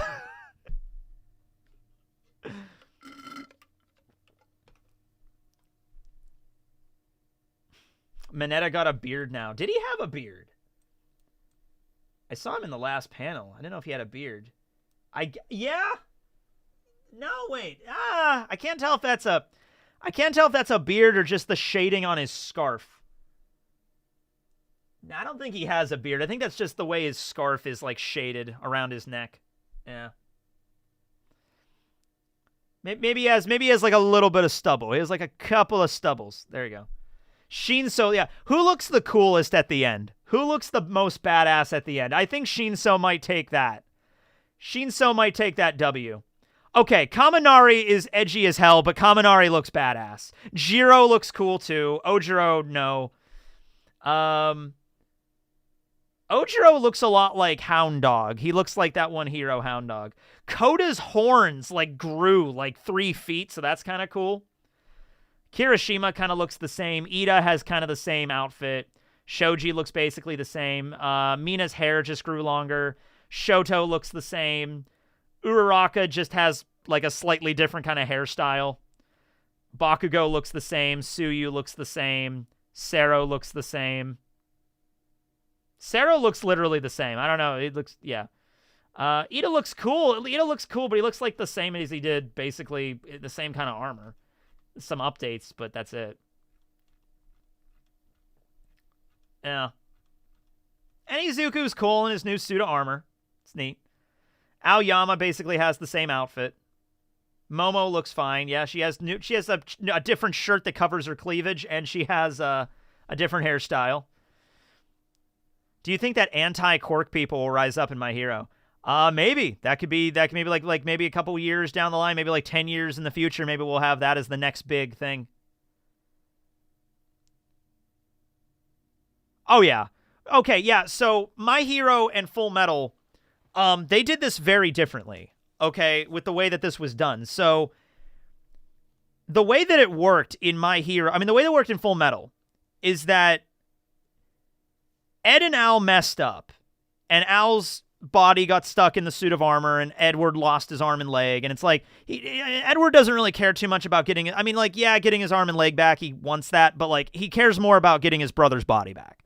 And we are told, like, multiple times throughout the story, like, other than sacrificing other people's lives, like using the Philosopher's Stone, Edward and Al they're going to be willing to, get their bodies back, okay?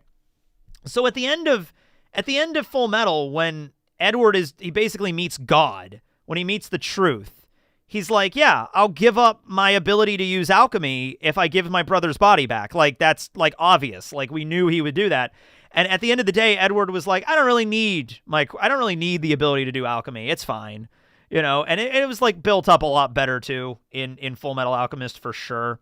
Because the whole focus was just on these two brothers as the main cast, as the main characters. Winry and, Mustang and everybody were there too, but like Edward and Al are the main thing. I think maybe the issue here was Horikoshi maybe spread himself thin with too many characters. The fact it was just Ed and Al was a big part of why Full Metal worked the way it did. So it was like, yeah, I'll give his body back for the sacrificing my power, fine.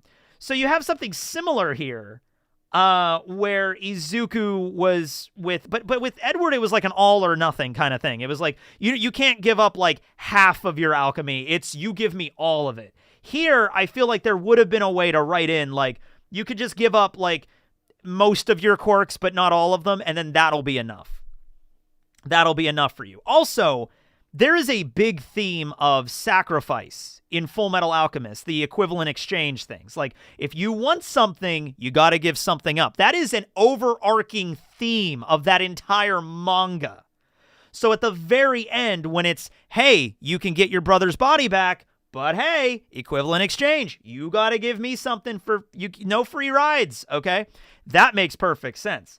That was not the overarching theme of My Hero. The overarching theme of My Hero was not, you have to sacrifice to get shit. That was, maybe that element was used, but that was not the overall thing. So when we get to that fight with Tomura and Izuku, and then it comes out of nowhere, like, by the way, you gotta sacrifice all for one, and one for all in order to defeat Tomura. That kind of came out of like, what? Huh? Like, what? Okay. I mean, I guess I'll do that, but like, that came out of nowhere. Yeah, I'll start throwing quirks at him, I guess, until something works. Yeah. So the way that it was structured was very different. Baryon mode, Naruto, almost. Yeah, that too. That's another thing. Who's your favorite sin from Fullmetal Alchemist? Mine's always been Wrath. I might Greed. I'd probably go with Greed. My least favorite was Envy. Hated that little shit. Yeah.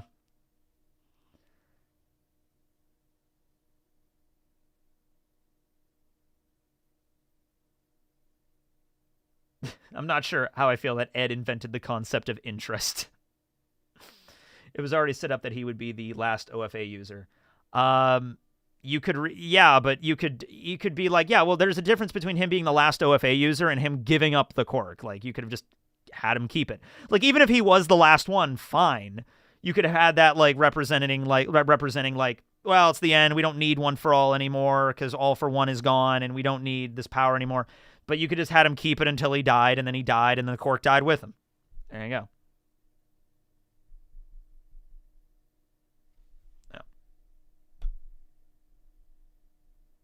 Yeah, he had multiple quirks too. That's the major issue. If Horikoshi never did the multiple quirk thing, and he just had it be like super strength, like full Cal and stuff, and then he had to give that up, I'd be like, all right, well, there's not really a lot of ways to halfway do this, you know? But now you literally have like multiple quirks. You didn't have to give up all of them. You could have kept one or two. Easily could have written that in. He wouldn't be the most broken OP character anymore, but he would still be pretty strong. Yeah. Nothing could top Fairy Tail shit ending. Yeah, it wasn't good. Yeah.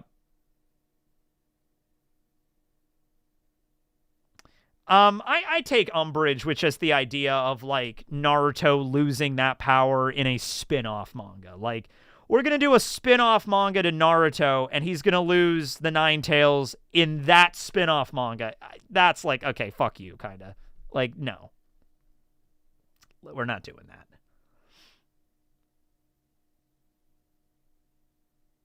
All right. I am going to go through some super chats here.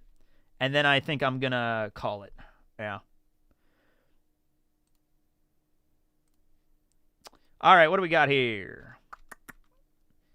Chat summary, AI generate. What the fuck? AI's everywhere. Oh my god, I don't need a chat summary to tell me that viewers are discussing various aspects of My Hero Academia. Yeah, no shit. In the stream that says My Hero Academia, people are talking about My Hero Academia? That's crazy, AI. Why would you? That's nuts. Okay, I have to catch the stream later. Just want to say have a great day. And out of all this shipping drama, I'm glad Gentle and La Brava got... Oh, yeah, they formed a company. They got together.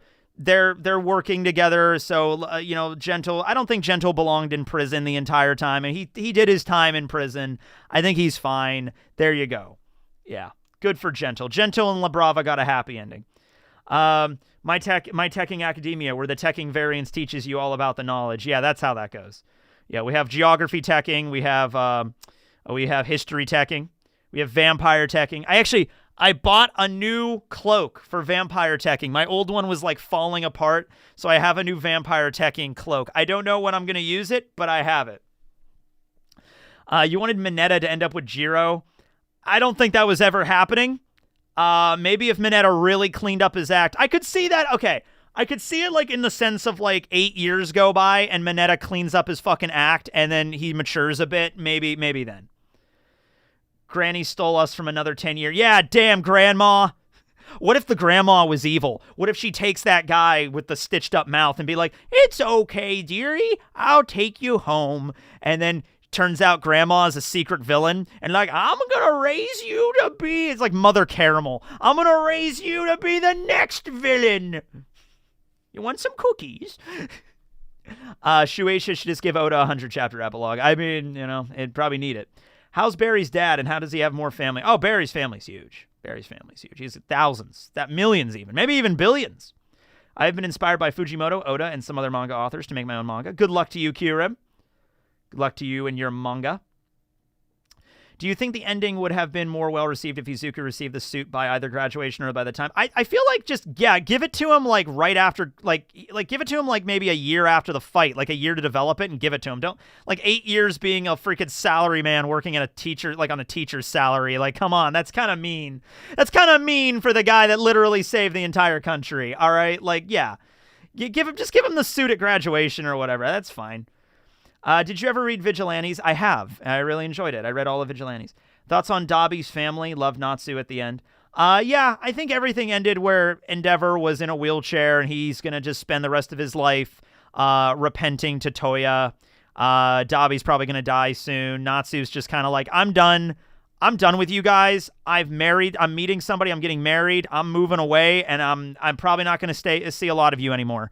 Like, he'll stay in touch with his sister probably, and maybe Shoto, but like, he's like, I'm done with you, Dad. I don't want anything to do with you anymore. And I think that's fair. For everything that Endeavor put his family through, I don't want them all to like all come together and be like, oh, we all love each other again. That was never going to fucking happen. If that was the case, that would have seemed really, really unbelievable, and just like, it doesn't make sense. Natsu especially. He's like, look, Dad, whatever.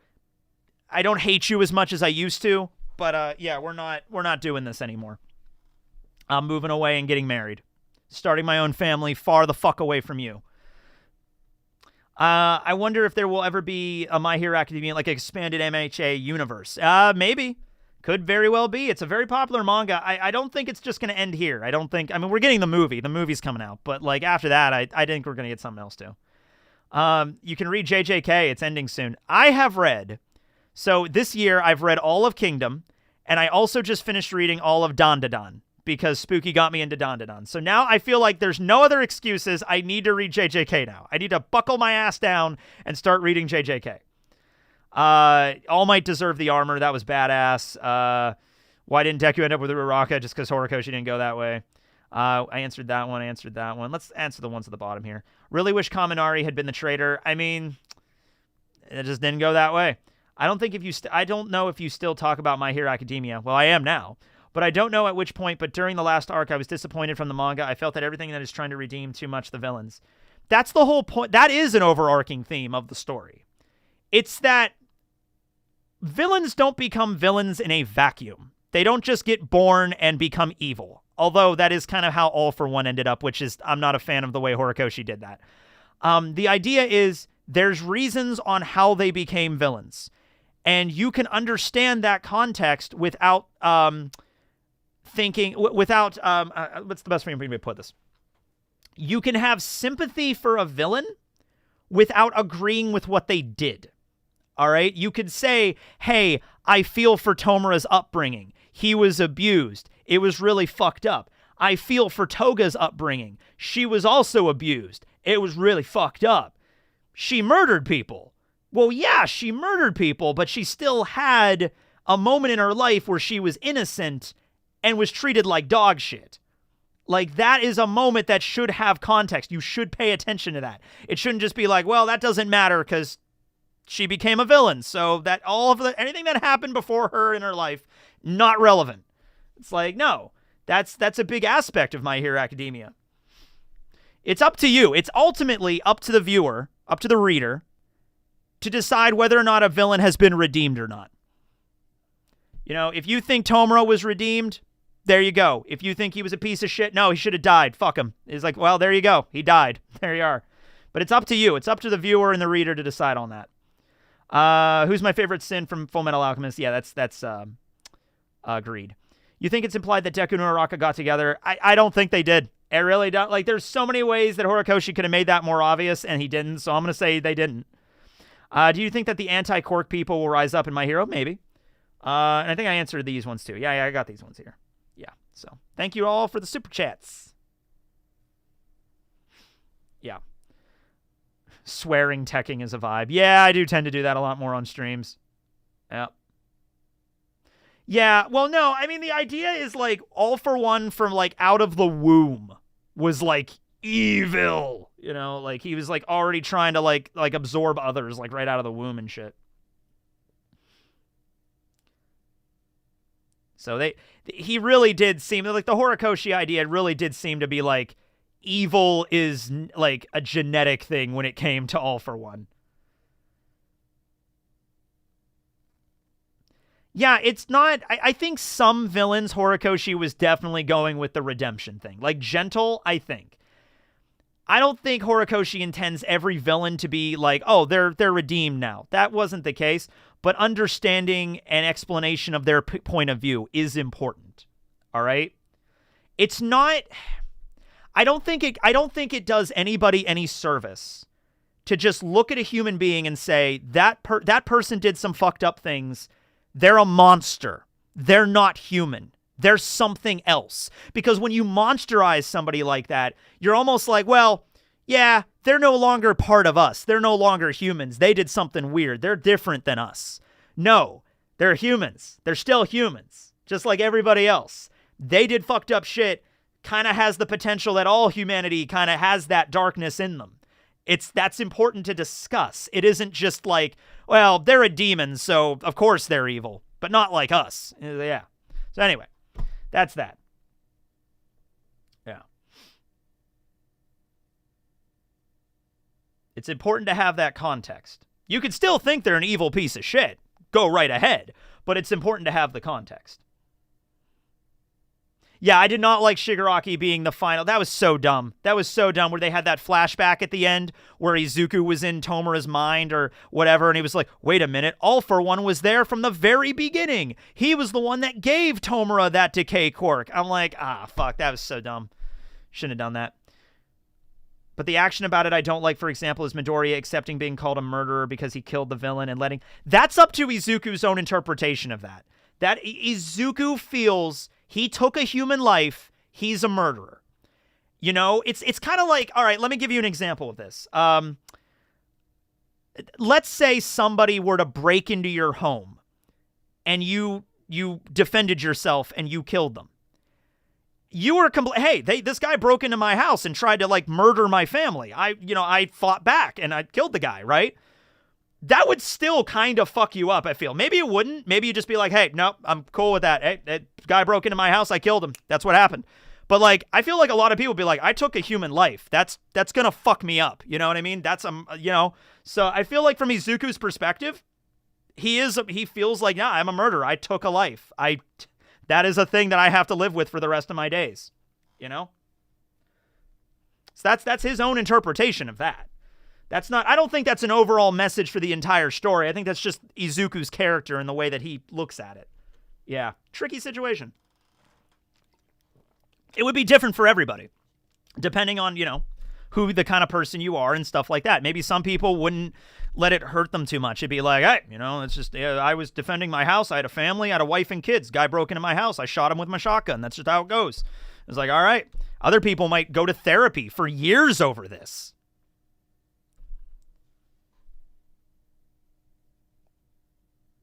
Yeah. But anyway, getting on heavy topics here near the end. So I'm going to call it. I'm going to go order some lunch.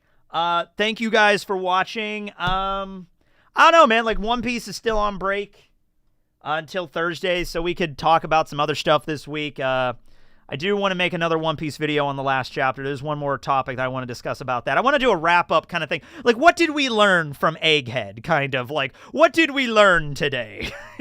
From this. So I definitely want to discuss some things there. That'll probably be the next video, actually. I'll do a One Piece video tomorrow because I did my hero today.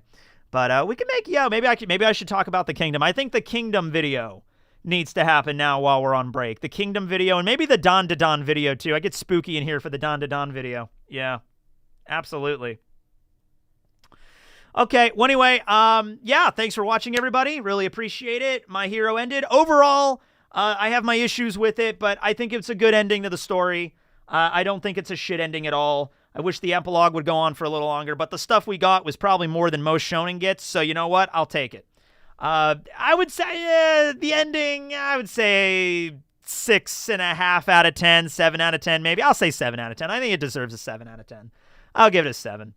All right. Thanks for watching, everybody. Signing out. Latest.